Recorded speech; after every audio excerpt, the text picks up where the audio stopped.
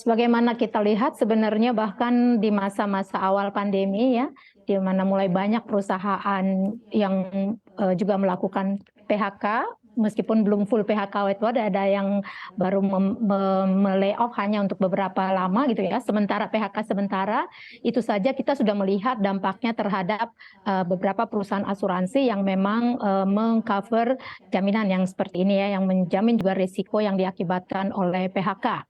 Nah, jadi kalau kita dengarkan semua keluhan-keluhan dari para asosiasi yang ada di Indonesia, yang kita dengar dari berbagai berita, dan juga bahkan sudah disampaikan ke DPR misalnya, kita juga mulai harus lebih was-was untuk ke depannya gitu ya.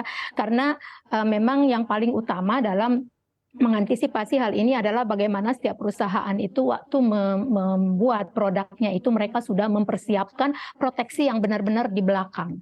Jadi kalau asuransi itu memproteksi yang di depan, tapi dia juga harus terus proteksi dengan baik. Bagaimana waktu membuat mengaksep resikonya itu mereka juga melakukannya dengan cara yang sangat prudent ya, prudent underwriting sangat dibutuhkan di sini ya. Jadi kebetulan kalau kami sendiri di asuransi Sinarmas memang kita dari awal memilih untuk dalam asuransi kredit itu kita ke asuransi kredit yang ada ridernya dengan asuransi PHK itu memang kita sangat selektif. Kita hanya berikan kepada perusahaan-perusahaan yang menurut kita memang tepat untuk kita cover dan bisa in the long run itu bisa tetap menjadi penghasil profit buat perusahaan gitu. Jadi di dalam produk ini selain kita harus menetapkan premi yang equitable, terus terang dalam produk PHK ini asuransi PHK ini banyak sekali persaingan dan kita melihat antar perusahaan itu juga mungkin ada persaingan di sisi harga. Nah, di sini yang harus perusahaan itu untuk ke depan itu semakin bisa lebih prudent lah dalam memasarkan ini gitu. Dan juga pertanggungan di belakangnya itu tadi yang saya bilang proteksi di belakangnya harus sangat mantap. Nah, untuk kami sendiri kita membuat bahkan model stop loss. Jadi kalau klaim sudah sampai dengan sekian itu kita berikan terms and condition tertentu gitu Bu. Karena kalau tidak kita akan efek terhadap industri secara keseluruhan. Mungkin demikian Mbak Ana. Baik, Ibu Dumasi, Ibu sampaikan ini di awal-awal pandemi juga sudah ada gelombang PHK dan waktu itu juga sudah terdampak begitu ke industri-industri asuransi begitu. Dan kalau kita melihat kondisi saat ini, apakah mungkin kalau jumlah klaimnya justru lebih besar lagi daripada yang sudah terjadi sebelumnya ketika di awal pandemi?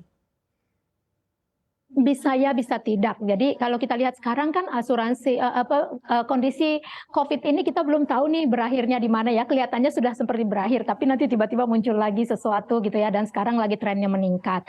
Nah, tapi resiko yang kita hadapi ke depan bukan hanya si pandemi nih kan ya Bu ya. Justru adalah di resesi ekonomi yang diprediksi oleh banyak ahli gitu ya.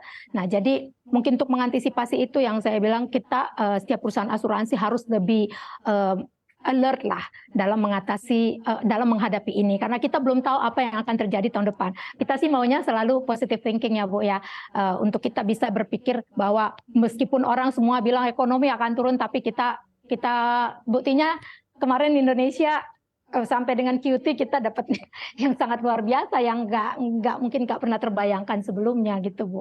Ya, yang intinya perusahaan asuransi harus benar-benar bersiap untuk segala macam kemungkinan. Baik, Ibu Dumasi, tadi Ibu sampaikan terjadi persaingan juga ini untuk proteksi terutama yang terkait dengan PHK ini. Artinya apakah dalam besaran premi ini juga terjadi kompetisi? Iya, betul.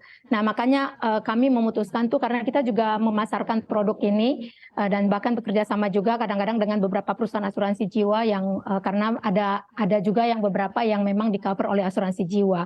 Nah, di situ kita melihat ketika misalnya sudah ada pada persaingan tertentu, kita menetapkan diri untuk take it or leave it. Jadi nggak mau bersaing di sisi harga. Memang kami menetapkan diri sejak dulu tuh tidak mau bersaing di harga untuk semua proteksi asuransi karena kita udah berhitung premi kita itu dengan equitable gitu. Kita menganggap perhitungan kami itu sudah equitable sesuai dengan risk yang akan kita hadapi dan kita nggak mau itu dibanding-bandingkan lagi ataupun ditawar-tawar lagi gitu Pak Bu.